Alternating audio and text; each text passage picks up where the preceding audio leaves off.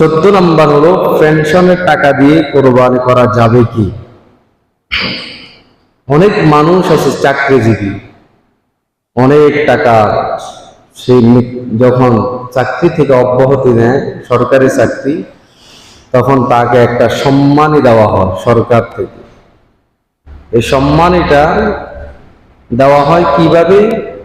তার চাকরি যখন চাকরি করে তখন তার চাকরির একটা অংশ সরকার কেটে কেটে রেখে দেয়।